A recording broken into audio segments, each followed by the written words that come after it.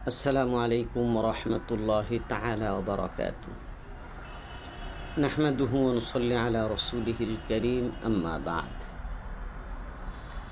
কাছে এবং দূরে, দেশে এবং বিদেশে যারা আজকে আমাদের লাইভ প্রোগ্রামটিতে অংশগ্রহণ করেছেন তাদেরকে মোবারকবাদ জানাই। আমাদের ধারাবাহিক তাফসির সূরাতুল জুমআ থেকে আলোচনা শুরু হচ্ছে ইনশাআল্লাহ তাআলা। আল্লাহ সুবহানাহু ওয়া তাআলা সূরাতুল জুমআর মধ্যে ইরশাদ করেন, ইউসাব্বিহু লিল্লাহি মা ফিস সামাওয়াতি ওয়া মা ফিল আরদিল মালিকিল কুদ্দুসিল আজিজিল হাকীম। আসমান জমিনের সব কিছুই আল্লাহ পাকের পবিত্রতা ও মহিমা ঘোষণা ব্যস্ত রয়েছে। যিনি রাজাধিরাজ, পবিত্র, পরাক্রমশালী, মহাজ্ঞানী। ওয়াল্লাযী বাআসা ফিল উম্মিয়্যিনা রাসূলাম মিনহুম ইয়াতলু আলাইহিম আয়াতিহি ওয়া ইউযাক্কিহিম ওয়া ইউআল্লিমুহুমুল কিতাবা ওয়াল হিকমা। তিনি সত্তা, যিনি তাদের মধ্য থেকে একজন রসুলকে উম্মীদের মধ্যে প্রেরণ করলেন, যিনি তাদের সামনে তার আয়াতসমূহ তেলাওয়াত করেন, ওই জাক্কিহিম এবং তাদেরকে পরিশুদ্ধ করেন, ওই আল্লিমুহুমুল কিতাব ওয়াল হিকমা এবং তাদেরকে কিতাব এবং হিকমতের জ্ঞান শিক্ষা দেন। ওয়া ইন কানু মিন ক্বাবলু লাফি দালালিন মুবিন। ইতিপূর্বে তারা স্পষ্ট বিভ্রান্তির মধ্যে ছিল। সূরাতুল জুমআ এটি মদিনা শরীফে অবতীর্ণ একটি সূরা। এর আয়াত সংখ্যা হলো 11টি। এ সূরায় 180টি বাক্য ও 748টি অক্ষর রয়েছে। হযরত আব্দুল্লাহ ইবনে আব্বাস, হযরত আব্দুল্লাহ ইবনে জুবায়ের রাদিয়াল্লাহু তাআলা আনহুমা, হাসান, মুজাহিদ, কাতাদা, ইকরামা সহ অধিকাংশ মুফাসসিরগণ বলেছেন যে এই সূরাটি মদিনা শরীফে অবতীর্ণ হয়েছে। হযরত আব্দুল্লাহ ইবনে আব্বাস এটা মদিনাতে অবতীর্ণ হওয়ার কথা বলেছেন। হযরত আবু হুরায়রা রাদিয়াল্লাহু তাআলা আনহু থেকে বর্ণিত আছে, তিনি বলেছেন, রাসূল করিম সাল্লাল্লাহু আলাইহি ওয়াসাল্লামকে আমরা দেখেছি যে জুমার নামাজে তিনি সূরাতুল জুমআ এবং সূরাতুল মুনাফিকুন তেলাওয়াত করতেন।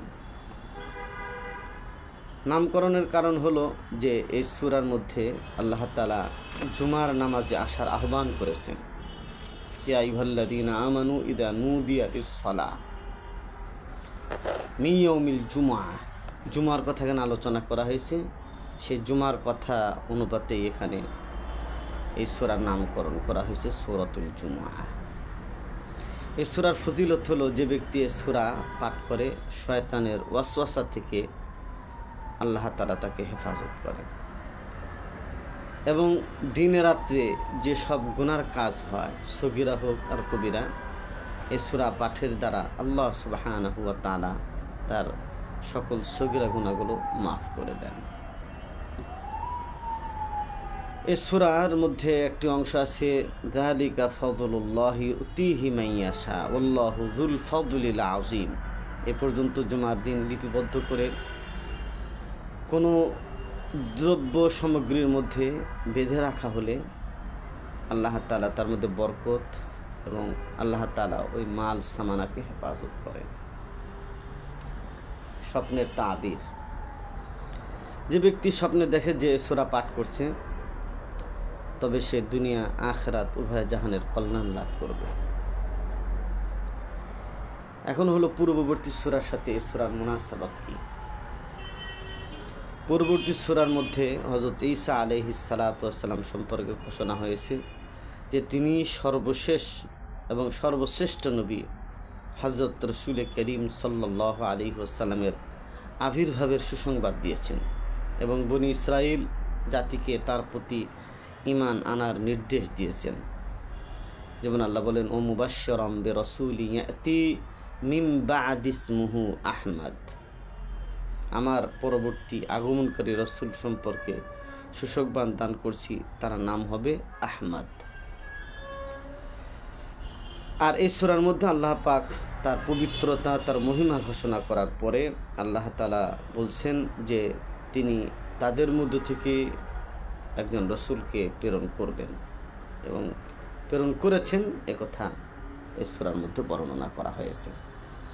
মূল বক্তব্য হলো এই সূরায় আল্লাহ পাকের তাওহীদের বর্ণনা, প্রিয় নবী সাল্লাল্লাহু আলাইহি ওয়াসাল্লামের রিসালাতের ঘোষণা দেওয়া হয়েছে এবং ইহুদিরা নবী করিম সাল্লাল্লাহু আলাইহি ওয়াসাল্লামকে না মানার কারণে, ঈমান না আনার কারণে তাদের শোচনীয় পরিণামের কথা আল্লাহ তাআলা এই সূরার মধ্যে ইঙ্গিত করেছেন। এই জন্য আমরা দেখতে পাই যে যুগে যুগে ইহুদিদের পরাজয় হয়েছে।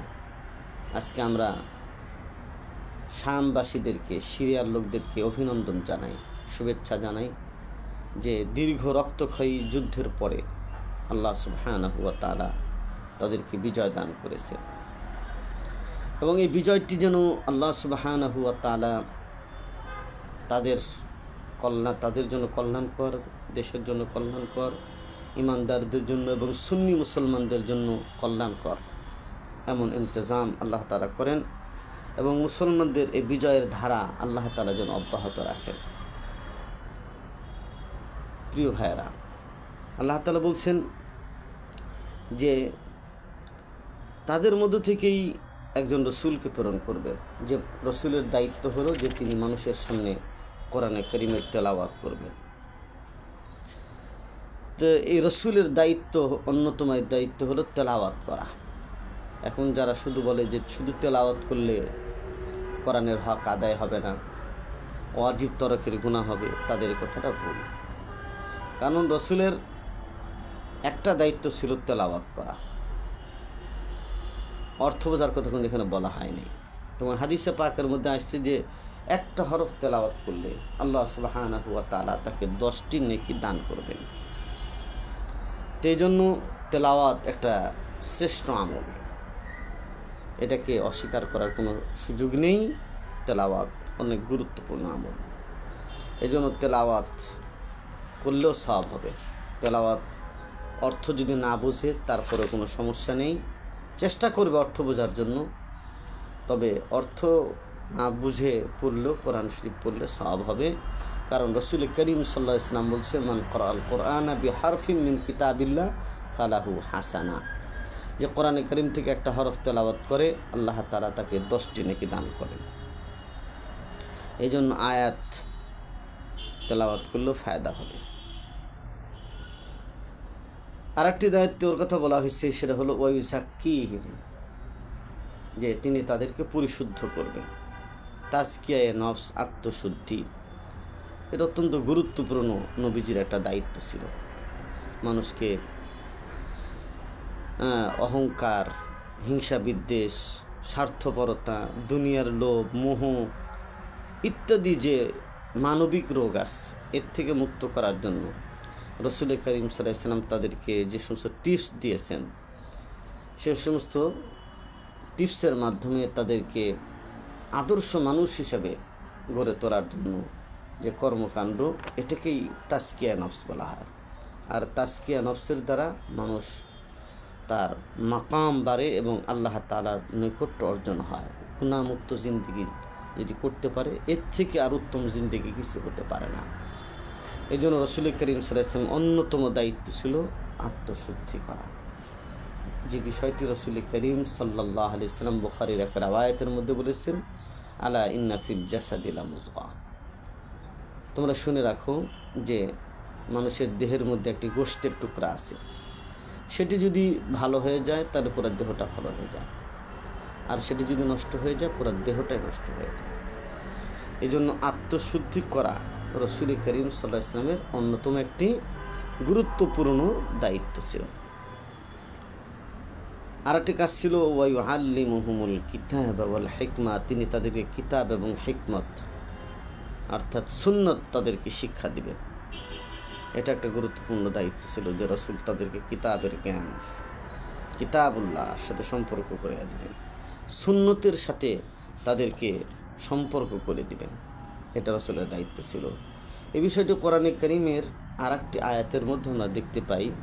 হযরত ইব্রাহিম আলাইহিস সালাতু ওয়াস সালাম আল্লাহ তাআলার কাছে বাইতুল্লাহ নির্মাণের পরে দোয়া করেছিলেন, হুয়াল রব্বানা ওয়াবআস ফীহিম রাসূলাম মিনহুম ইয়াতলু আলাইহিম আয়াতিকা ওয়া ইউআল্লিমুহুমুল কিতাবা ওয়াল হিকমাতা ওয়া ইউযাক্কিহিম। হে আমাদের পরওয়ারদিগার, তাদের মধ্যে হতে এমন একজন রসুল প্রেরণ করো যিনি তাদের নিকট তোমার আয়াতসমূহ পাঠ করে শোনাবে এবং তাদেরকে কিতাব এবং হিকমত তথা জ্ঞানের কথা শিক্ষা দিবে এবং তাদেরকে সংশোধন করবে। এই জন্য রসুল করিম সাল্লাল্লাহু আলাইহি ওয়াসাল্লাম এটা একটা দায়িত্ব ছিল যে তাদেরকে কিতাব এবং হিকমত শিক্ষা দেওয়া। কিতাব শিক্ষা দেওয়া, কোরআনের শিক্ষা দেওয়া, এটা তো খুব গুরুত্বপূর্ণ একটা দায়িত্ব। রসুল করিম সাল্লাল্লাহু আলাইহি ওয়াসাল্লাম নিজেও কোরআনে কারীম শিক্ষা দিতেন। আজকে মুসলমানদের যে এই ভয়াবহ পরিণাম, যা আমরা কোরআন শিক্ষা দেই না, সহিশুদ্ধ কোরআনের তালিম আমাদের মধ্যে ব্যাপকভাবে নেই। স্কুল কলেজের মধ্যে নেই, মাদ্রাসায় আছে, স্কুল কলেজের মধ্যে নেই। এই জন্য কোরআন ছেড়ে দেওয়ার কারণে আসলে মুসলিম জাতির এবং মুসলিম সমাজের এক ভয়াবহ অবস্থা আমরা দেখতে পাচ্ছি। এই জন্য মুসলিম জাতি যদি তাদের ভাগ্যকে সুপ্রসন্ন করতে চায় তাহলে তাদের জন্য কোরআনকে আঁকড়ে ধরতে হবে। যেমনটা মহাকবি মুরমি কবি বলেছেন, ও জামানে মে মুআজ্জাজ থে হামিলে কুরআন হোকর, अब तुम जलील व खार हुए तारे के कुरआन होकर। ওই জামানায় মুসলমান তোমরা ইসলাম গ্রহণ করে, কোরআনের উপর আমল করে, কোরআনকে বহন করে তোমরা পৃথিবীর বুকে শ্রেষ্ঠ জাতিতে পরিণত হয়েছে। আর আজকে তোমরা কোরআনকে ছেড়ে দিয়ে কোরআনের বিধানাবলী পুরো আমল না করার কারণে আজকে তোমরা লাঞ্ছিত, বঞ্চিত, অপমানিত হচ্ছ। এরপর আল্লাহ তাআলা বলেছেন, আখারিন মিনহুম লাম্মা ইয়ালহাকু বিহিম ওয়া হুয়াল আজিজুল হাকিম।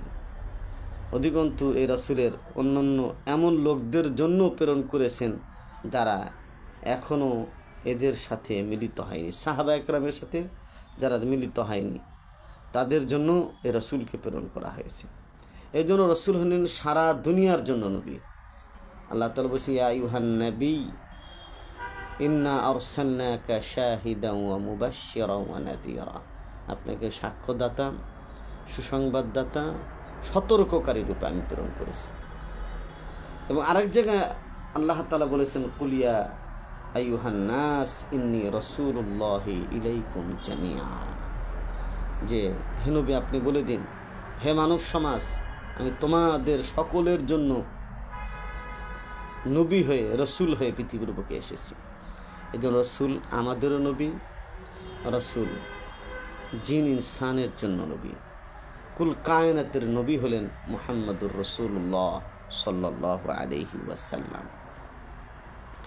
এই জন্য নবীকে বিশ্ব নবী বলা হয়, আমাদের নবীকে বিশ্ব নবী বলা হয়। আল্লাহ সুবহানাহু ওয়া তাআলা এই জন্য নবীর যে মর্যাদা দিয়েছেন, নবীকে যদি কেউ অস্বীকার করে তারা তার ঈমান সহি হবে না। এই জন্য সাহাবায়ে কেরাম রাসূলের সবচেয়ে প্রিয়ভাজন এবং উচ্চ মর্যাদার অধিকারী ছিলেন, যাদের উপর আল্লাহ তাআলা সন্তুষ্ট হয়ে গেছেন। আর এই সাহাবীদের সাথে এক দল থাকতো যারা ছিল ইহুদি। তারা হলো কোরআন হাদিস, অর্থাৎ তারা তাওরাত জানতো, বুঝতো, কিন্তু তারা এটাকে বহন করেছে, কিন্তু এটার উপর আমল করে নাই। কিন্তু নবীর সাহাবীরা বহন করেছেন, আমলও করেছেন, আলহামদুলিল্লাহ। আল্লাহ তাআলা বলেছেন, যালিকা ফাজলুল্লাহ ইউতিহি মান ইয়াশা। এই যে নবীর সাহাবীদেরকে যে মর্যাদা দেওয়া হলো, এটা আল্লাহ তাআলার অনুগ্রহ। আল্লাহ যাকে চান তাকে দেন। যে কেউ ইচ্ছা করলে নবী হতে পারে না, যে কেউ ইচ্ছা করলে সাহাবী হতে পারবে না। নবীর উম্মত হতে পারবে, কিন্তু যে কেউ নবী সাহাবী হওয়ার যোগ্যতা রাখে না। এটা আল্লাহ তাআলা নির্বাচিত করেন। আল্লাহু ইয়াসতাফি মিনাল মালাইকাতি রুসুলান ওয়া মিনান নাস। যে তিনি ফেরেশতাদের থেকে এবং মানুষদের মধ্য থেকে তিনি নবী রাসূলকে নির্বাচন করেন। তো মানুষদের মধ্য থেকেই সাহাবীদেরকে নির্বাচন করা হয়েছে। আল্লাহ তাআলা বলেছেন, মাসালুল্লাযীনা হুমিলুত তাওরাত সুম্মা লাম ইয়াহমিলুহা কামাসালিল হিমারি ইয়াহমিলু আসফারা। অর্থাৎ ওই সমস্ত ব্যক্তিদের দৃষ্টান্ত যারা তাওরাতকে বহন করেছে, অতবার তাওরাত তাদেরকে দেওয়া হয়েছে, অর্পণ করা হয়েছে, কিন্তু তারা সেটাকে বাস্তবায়ন করে নাই। তাদের দৃষ্টান্ত হলো গাধার ন্যায়। ইয়াহমিলু আসফারা, যে গাধা গ্রন্থ ভাণ্ডার বহন করে চলে, কিন্তু সে বুঝতে পারে না যে এখানে কি আছে। বিসা মাসালুল কওমিল্লাযীনা কাযযাবু বিআয়াতিল্লাহ। আল্লাহ তাআলা বলছেন, কত নিকৃষ্ট সে জাতি, সে সম্প্রদায়ের লোকেরা যারা আল্লাহ পাকের আয়াতসমূহকে মিথ্যা জ্ঞান করে, আর আল্লাহ পাক সীমা লঙ্ঘনকারী সম্প্রদায়কে হেদায়েত দান করেন না। এই জন্য এরা হলো সীমা লঙ্ঘনকারী ইহুদিরা, নাসারারা, যে তারা রসুলকে দেখেও রসুলের উপর ঈমান আনে নাই। তারা বলতো যে আমরা যদি আমাদের জামানায় রসুলকে পাই, তাহলে আমরা তার উপর বিশ্বাস করে ঈমান এনে আমরা তোমাদের অগ্রগামী হয়ে যাব, কিন্তু নবী আসার পরে তারা নবীকে মানে নেই। এটা হচ্ছে তাদের অবস্থান। এই জন্য রসুল করিম সাল্লাল্লাহু আলাইহি ওয়াসাল্লাম এরকম সাহাবায়ে কেরামের যে প্রশংসা করেছেন, আল্লাহ তাআলাও তাদের সেই প্রশংসা আল্লাহও তাদের প্রশংসা করেছেন। কিন্তু ইহুদিদের সব জায়গায় তাদের সমালোচনা করা হয়েছে। সেটি হলো যে তারা গায়রুল মাগদুবি আলাইহিম ওয়ালাদ-দাল্লিন, তারা অভিশপ্ত হয়েছে, পথভ্রষ্ট হয়েছে। এই জন্য ইহুদিরা তারা বলতো যে আমরাই হলাম প্রকৃত ইমানদার, আমরাই হলাম প্রকৃত মুসলিম, আমরা মারা গেলে হয়তো কয়েকদিন জাহান্নামে থাকতে পারি, যে কয়েকদিন আমরা গোবৎসের পূজা করেছি। কিন্তু আল্লাহ বলছে যে তাদের এই দাবি সঠিক নয়। উলিয়া আইয়ুহাল্লাযীনা হাদু ইন যাআমতুম আন্নাকুম আউলিয়া উলিল্লাহি মিন দুনিন নাস। তারা বলতো যে হে নবী, আপনি বলে দিন।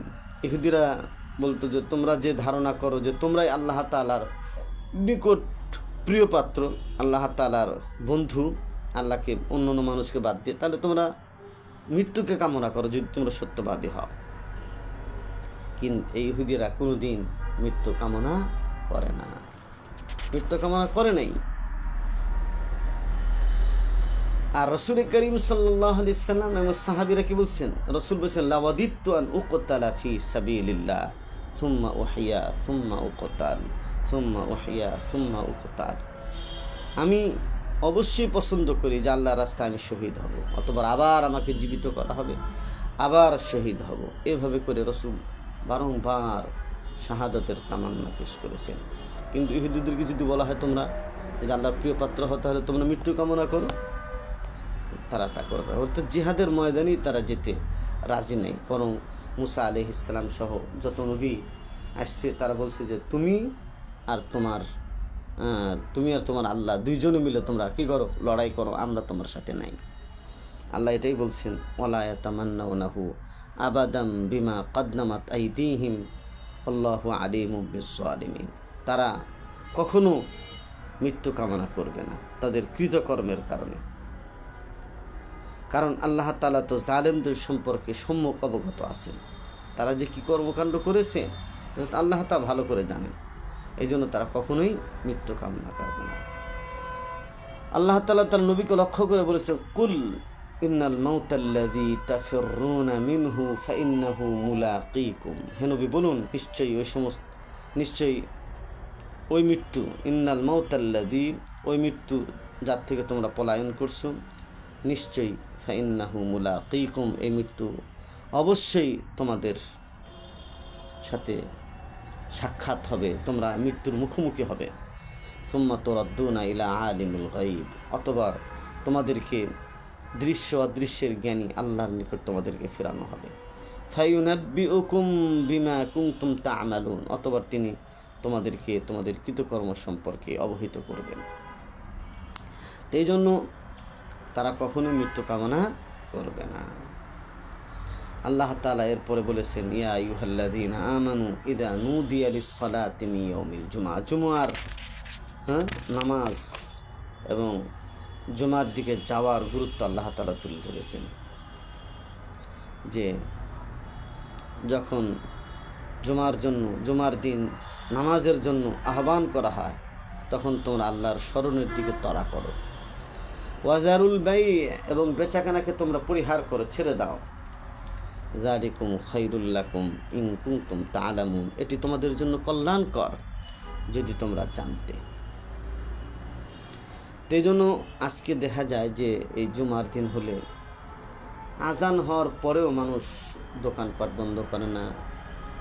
অথচ মাসআলা হলো এটা যে জুমার আজান হওয়ার পরে জুমার প্রস্তুতি ছাড়া অন্য কোনো কাজ জায়েজ নেই। বেচাকেনা, শুধুমাত্র গোসল করা যেতে পারে, যদি ক্ষুধা লাগে অল্প কিছু খাওয়া দাওয়া করতে পারে। জুমার প্রস্তুতি বলতে চা, এটাই করতে পারবে, এর বাইরে কোনো কাজের শরীয়তে অনুমতি নেই। কিন্তু প্রতিনিয়ত আমরা কিন্তু এই মাসআলাটির উপর অবহেলার নজর দিচ্ছি, এটাকে আমরা বাস্তবায়ন করছি না, আমল করছি না। এই জন্য এটা আল্লাহ তাআলা বলছেন যে তোমরা আল্লাহর স্মরণের দিকে রওনা করো এবং বেচাকেনা ছেড়ে দাও, এটা তোমাদের জন্য ভালো। এই জুমার দিনের অনেক ফজিলত।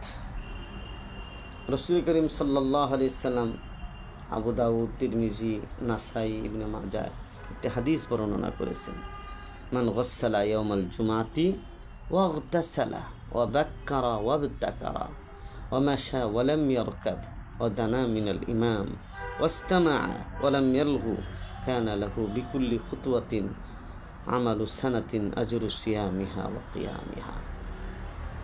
যে ব্যক্তি জুমার দিন উত্তম রূপে গোসল করে, এখানে গোসলের দুটো মর্তবা, এটা হলো ভালোভাবে গোসল করা, একটা হলো যে আপনার স্ত্রীর সাথে মিলামেশার পরে যে গোসল, সেটা। এই দুইটাই উদ্দেশ্য, ভালোভাবে গোসল করা উদ্দেশ্য। সকাল সকালে ঘুম থেকে ওঠা, ফজরের নামাজ পড়া, পারলে তাহাজ্জুদ পড়া এবং পায়ে হেঁটে মসজিদে যাওয়া, ইমামের কাছাকাছি বসা। কারণ ইমামের কাছাকাছি যে বসবে সে ইমামের ফয়েজ এবং বারাকাত বেশি পাবে। ইমামের কাছাকাছি বসা এবং খুতবা চলাকালীন অবস্থায় কোনো বেহুদা কথাবার্তা বলে, কোনো কথায় বলে এই যে কাজটা, কোনো একটা অন্যায় কাজকে করছে এই কথাটা বলেন তুমি কাজটা করো না, এটাও বলবে না। মনোযোগ সহকারে খুতবা শোনা জরুরি। এটা দুই রাকাত নামাজের কাজ না। নামাজে যেরকম চুপচাপ থাকতে হয়, খুতবার সময় চুপচাপ থাকতে হয়। কিন্তু আমাদের দেশে খুতবার সময় গল্প গুজব করে, দাঁড়ায় থাকে, গুরুত্ব দেয় না। অনেকে এইবারে খুতবা শুনেই না, শুধু নামাজের সময় এসে বাস খালি 2 রাকাত নামাজ পড়ে সুন্নত পড়ে না, এমন অবস্থা। এমন মুসল্লিদেরও আমাদের দেশে আছে। জুমার দিন মুসল্লি ওয়াক্তিয়া নামাজ পড়ে না, জুমায় আসে, এরকম আছে। তা আল্লাহ তাআলা বলছেন যে জুমাকে তো গুরুত্ব দিতে হবে, 2 রাকাত নামাজ জামাতের সাথে পড়তে হবে, এটা বাসায় পড়ার তো কোনো সুযোগ নেই। এবং এই সময় বেচাকেনা সব কিছু সম্পূর্ণ বর্জন করতে হবে। ইসলামের প্রথম জামানায় শুধু একটি আজান হতো, এই আজানের পরে খুতবা হয়ে জামাত শুরু হয়ে যেত। কিন্তু পরবর্তী জামানায় হযরত ওসমান গনি রাদিয়াল্লাহু তাআলার আমলে পরবর্তীতে দ্বিতীয় আজানের অনুমতি দেওয়া হয়। মানুষের ব্যস্ততা বেড়ে যাওয়ার কারণে এই দ্বিতীয় আজানের অনুমতি দেওয়া হয়।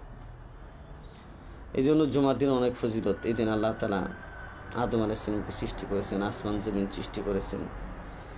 অনেক কিছু জুমার দিনের ব্যাপার আছে। জুমার দিনে যাদের ইন্তেকাল হবে তাদের ইন্তেকাল, এটা খুব ফজিলতপূর্ণ ইন্তেকাল, এ ধরনের অনেক কথাবার্তাই হাদিসের মধ্যে পাওয়া যায়। জুমার দিন দুরূদ শরীফ বেশি বেশি পড়া, জুমার দিনে আল্লাহ তাআলার কাছে দোয়া করা, কারণ জুমার দিনে দোয়া কবুল হয়। কিন্তু সময়টি নির্দিষ্ট নেই, কখন দোয়া কবুল হবে সময়টি নির্দিষ্ট নেই।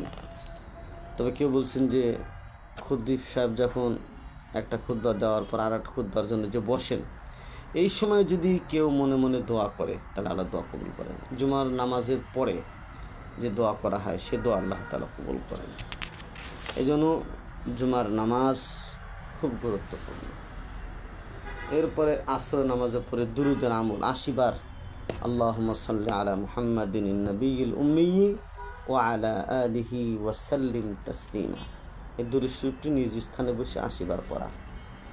আল কাউলুল বাদী নামক কিতাবের মধ্যে আসছে যে ৮০ বার যদি পড়ে আল্লাহ ৮০ বছর গুনাহ মাফ করে দেবেন, ৮০ বছরের সওয়াব তার আমল নামায় লিপিবদ্ধ করবেন।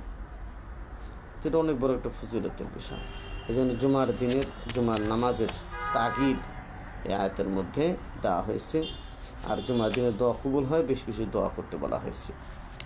তারপর আল্লাহ তাআলা বলছেন ফাইদা কুদিয়াতিস সালাত ফান্তাশিরু ফিল আরদ। নামাজ শেষ হয়ে গেল, জুমার নামাজ হোক আর যে নামাজই হোক, ফান্তাশিরু ফিল আরদ, জমিনের মধ্যে ছড়িয়ে পড়ো। ওয়াবতাগু মিন ফাজলিল্লাহ, আল্লাহর অনুগ্রহ তালাশ করো। ওয়াজকুরুল্লাহ কাসীরা, আল্লাহকে অধিক পরিমাণে স্মরণ করো, আল্লাহর জিকির করো। লাআল্লাকুম তুফলিহুন, যাতে তোমরা সফল হতে পারো। এই জন্য জুমার নামাজ হয়ে যাওয়ার পরে আর সুন্নত পড়েই চলে যাওয়া কাজকর্মে।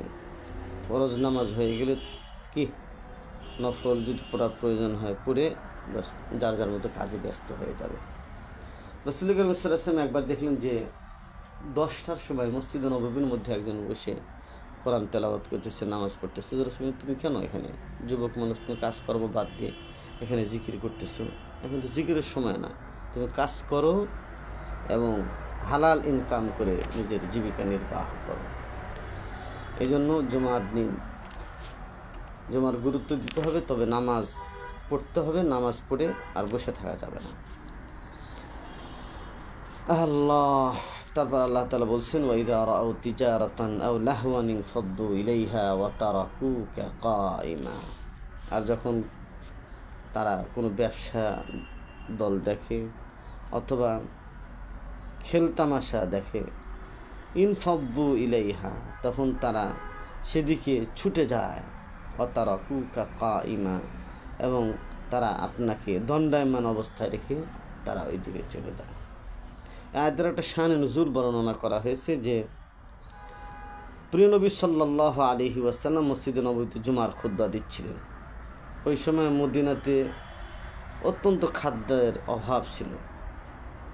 তো সিরিয়া থেকে খাদ্য সম্ভার নিয়ে যে ব্যবসায়ী কাফেলা আসলো, এটা দেখে সাহাবা একরামের যেহেতু বাসায় চাউল ডাউল খাবারের ব্যবস্থা ছিল না এবং পাওয়া যাচ্ছিল না, এই জন্য সবাই বেশিরভাগই সেখান থেকে তারা বাসায় গিয়ে বেচা এই আসবাবপত্র ক্রয় করল। আর কিছু সাহাবি তারা রসুলকে রেখে তারা যান নাই, অভিজ্ঞ দক্ষ সাহাবিরা যান নাই। তাদের সংখ্যা ছিল 12 জন। হজরত আবু বকর, হজরত ওমর, হজরত ওসমান, হজরত আলী, হজরত তালহা, হজরত জুবায়ের, হজরত সাআদ, হজরত সাঈদ, হজরত আবু উবায়দা, হজরত বেলাল, হজরত আবদুল্লাহ ইবনে মাসউদ সহ এরকম কয়েকজন সাহাবী তারা ছিলেন। আর বাকিরা আসবাবপত্র ক্রয় করার জন্য গিয়েছিলেন। পরে রসুল তাদেরকে সতর্ক করে দিয়েছেন